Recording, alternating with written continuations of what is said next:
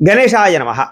అయితే దీపావళి అమావాస్య రోజు కానీ, లేదా పాడ్యమి రోజు కానీ, కార్తీక పాడ్యమి కానీ, లేదా కార్తీక పౌర్ణమి కానీ, కార్తీక సోమవారాలు కానీ, ఖచ్చితంగా ప్రతి ఇంట్లోనూ కూడా ఆచరించవలసిన వ్రతం, ఆచరించే వ్రతం కేదారేశ్వర స్వామి వ్రతం లేదా కేదార నోములు అంటారు.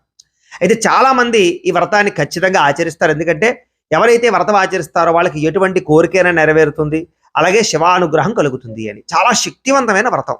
అయితే వ్రతం ఆచరించడానికి వచ్చే పెద్ద ఇబ్బంది ఏంటంటే పూజారులు దొరకకపోవడం, లేదా పూజ ఎలా చేసుకోవాలో తెలియక ఇతర దేశాల్లో ఉండేవారు ఇబ్బంది పడుతూ ఉంటారు. అలాంటి వారి గురించే కేదార వ్రతాలు లేదా కేదార నోములు ఎలా చేసుకోవాలి, లేదా దానికి సంబంధించినటువంటి పూర్తి పూజా విధానాన్ని మంత్రాలతో సహా, కథతో సహా మీకు వీడియోగా తయారు చేసి దానికి సంబంధించినటువంటి పూర్తి వీడియో లింకు కింద చూడండి. తెలుగులో శ్రీ కేదారేశ్వర స్వామి వ్రత విధానం లేదా పూజా విధానం అని కనపడుతుంది చూసారా తెలుగులో.